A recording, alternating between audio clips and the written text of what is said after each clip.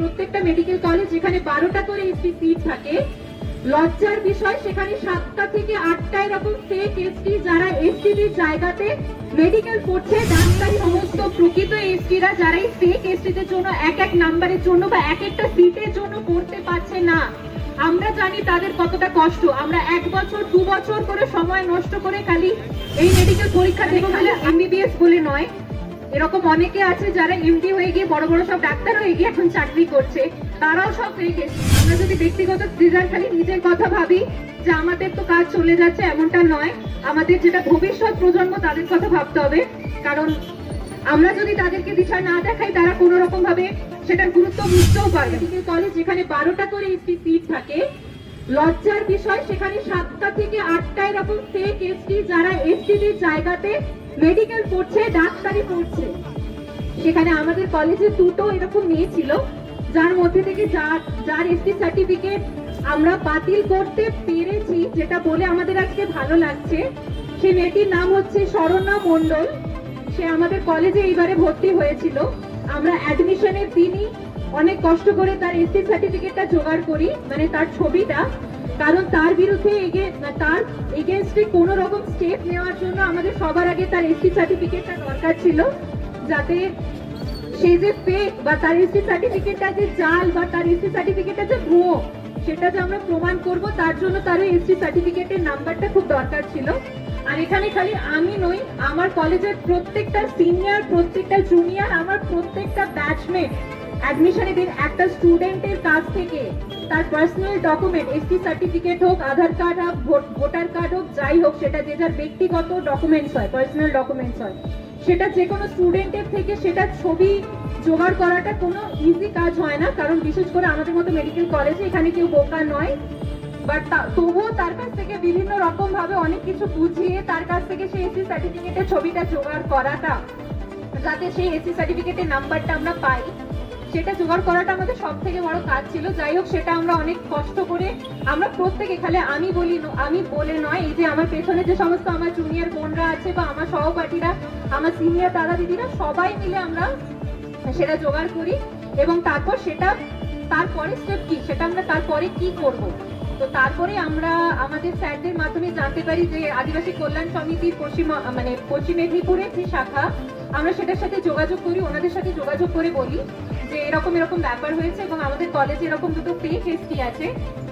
তো আমরা দুজনেরই সার্টিফিকেটের ছবি জোগাড় করে তাদেরকে পাঠাই, এবং এই কিছুদিন আগে, মাসখানেকও হয়নি, ওনারা সেটার বিরুদ্ধে আবার স্টেপ নেওয়া হয়েছিল। এবং যে মেয়েটির বিরুদ্ধে আমরা বেসিক্যালি ওই শরণ্যা মণ্ডল বলে, ও হচ্ছে দক্ষিণ 24 পরগনার, ওর বসিরহাট বোঝায় দক্ষিণ 24 পরগনা এসডিও থেকে ওটা ইস্যু হয়েছিল। তো আবার সেখানে কি বলবো, নতুন করে তারটা ঠিক কিনা সেটা যাচাইয়ের জন্য পাঠানো, এবং ফাইনালি রেজাল্ট আসে যে তার এসি সার্টিফিকেটটা ক্যান্সেলড হয়েছে।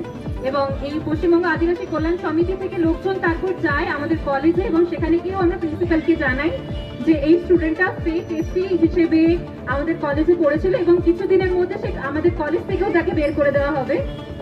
তো আমি এটাই বলতে চাই, আমি নিজে একটা মেডিকেল ছাত্রী, আমার বলতে খুব খারাপ লাগে যে যারা কলকাতায় পড়ে, যারা কলকাতায় আমার মতো এসটি, আমার যে সমস্ত বন্ধু বান্ধবরা বা যারা আমার সহপাঠীরা বা যারা আমার সিনিয়ররা, আমরা তাদেরকে যখন প্রথম বলেছিলাম যে প্রত্যেকটা কলেজে যখন আমরা দেখতে পাচ্ছি 12 জনের মধ্যে থেকে 7 জন, ব্যাপারটা লজ্জার নয় কি? আমরা এসটিরা কি পড়াশোনায় ভালো নই? বা যে সমস্ত ফেক এসটিরা আমাদের জায়গায় ঢুকছে, তারা কেনই বা আমাদের জায়গায় ঢুকবে? ওটা আমাদের জায়গা। তো আমরা যখন তাদেরকে বলেছিলাম, তারা ভেবেছিল যে আমরা বোধহয় ফালতু এই সমস্ত কাজে নাক গলাচ্ছে, এই সমস্ত করে কিছু আলটিমেটলি কিছু হবে না। তো আমরা তখন কিছু বলিনি, আমরা অপেক্ষা করছিলাম ওই দিনটা, যেই দিনটায় ওই শরণ্যা মণ্ডল ওর এসটি সার্টিফিকেটটা ফাইনালি ক্যান্সেল হলো। সেদিন আমরা প্রত্যেকটা গ্রুপে এটা জানিয়েছি এবং সবাইকে বলেছি যে আগে ওই ফল কি হবে সেটা অত ভেবে লাভ নেই, এবং সেখানেই ফল হবে যেখানে আমরা চেষ্টা করবো। অ্যাটলিস্ট চেষ্টাটা তো করে দেখি। আমরা চেষ্টা করেছিলাম, সেই জন্য আমরা ফল পেয়েছি, এবং সেই জন্যই আজকে আমরা এখানে এসছি। কারণ আমিও এটা ভাবতে পারি যে আমি মেডিকেল পড়ার সুযোগ পেয়ে গেছি, তো এরপর কে পড়ার সুযোগ পেলো কে পেলো না সেটা নিয়ে আমার ভাবার দরকার নেই।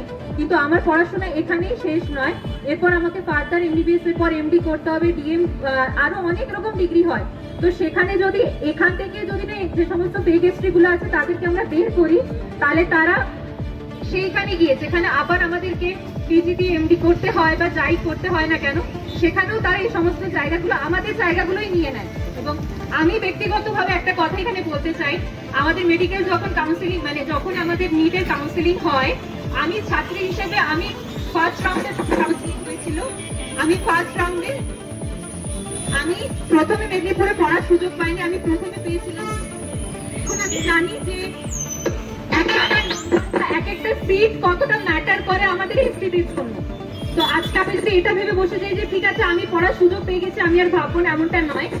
যে সমস্ত প্রকৃত এসটিরা যারা এই ফেক এসটিদের জন্য এক এক নাম্বারের জন্য বা এক একটা সিটের জন্য পড়তে পারছে না, আমরা জানি তাদের কতটা কষ্ট। আমরা 1 বছর 2 বছর করে সময় নষ্ট করে খালি এই মেডিকেল পরীক্ষা দেবো বলে আমি নিজে 1 বছর পুরো নষ্ট করেছি।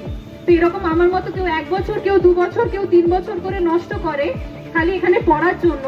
তারপরও যারা এই সমস্ত ফেক এসটিদের চক্করে যারা পড়ার সুযোগ পায় না, তারা একমাত্র বলছে তারা কি পরিমাণ যন্ত্রণার ভেতর দিয়ে যায়। আমি তাদের জন্য এবং যারা এরকম ফেস করছে আমি তাদেরকে বলবো তারা যেন ভবিষ্যতে তারাও যেন স্টেপ নেয়।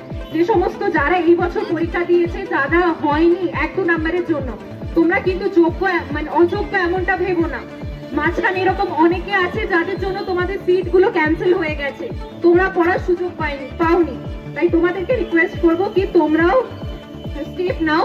আর যারা পড়ছো তাদেরকেও বলবো এমনটা ভেবো না পড়া হয়ে গেছে আমরা ক্যান্সেল করে দিই, মানে আমরা ভাববো না আমরা তো পড়ার সুযোগ পেয়ে গেছি।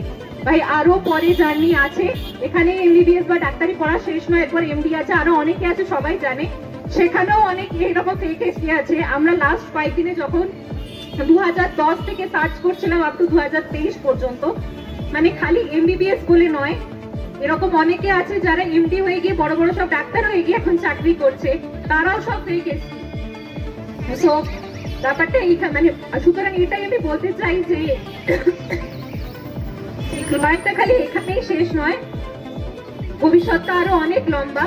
আর আজকে আমি করছি যারা ভবিষ্যতে আমার কলেজে পড়তে আসবে তাদের জন্য। অন্তত আমি সবাইকে এটাই বলতে চাই যে আমরা যদি ব্যক্তিগত ডিজাইন খালি নিজের কথা ভাবি যে আমাদের তো কাজ চলে যাচ্ছে, এমনটা নয়। আমাদের যেটা ভবিষ্যৎ প্রজন্ম তাদের কথা ভাবতে হবে, কারণ আমরা যদি তাদেরকে দিশা না দেখাই তারা কোনো রকম ভাবে সেটার গুরুত্ব বুঝতেও পারবে না। তো এইটুকু বলে আমি আমার বক্তব্য শেষ করব। আর একটা কথা বলতে চাই যে সবাই ভাবে যে আদিবাসীরা হচ্ছে অশিক্ষিত, পিছিয়ে পড়া, এমনটা নয়।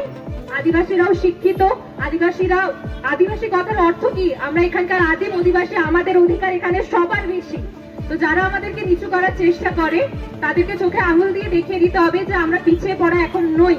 যে সমস্ত ফেক এসটিরা আমাদের এসটিদের জায়গা নিয়ে আমাদের জায়গায় ঢুকছে পড়বে বলে, আমি তাদেরকে বলতে চাই যে একদিন ওদের খুব অহংকার যে ওরা বেশি নাম্বারে ঢোকে, আরো কিছুদিন অপেক্ষা করে যাও।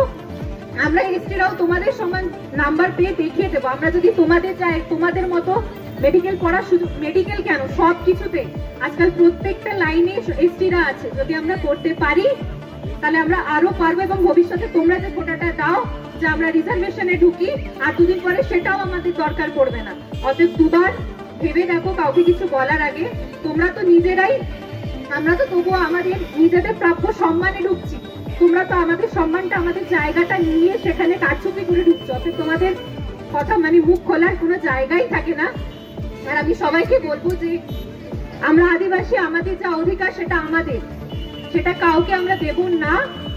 তার জন্য সচেতন আমাদেরকে হতে হবে।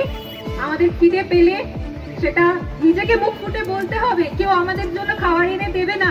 অতএব কারোর সাথে যদি অন্যায় হয় সেটা আমাদেরকেই বলতে হবে, আমাদের হয়ে কেউ স্টেপ নেবে না। আমাদের আদিবাসীদেরই একজোট হতে হবে এবং আমাদেরকে আমাদের যাদের সাথে অন্যায় হচ্ছে তাদের বিরুদ্ধে পদক্ষেপ নিতে হবে। আমাদের হয়ে কেউ লড়তে আসবে না।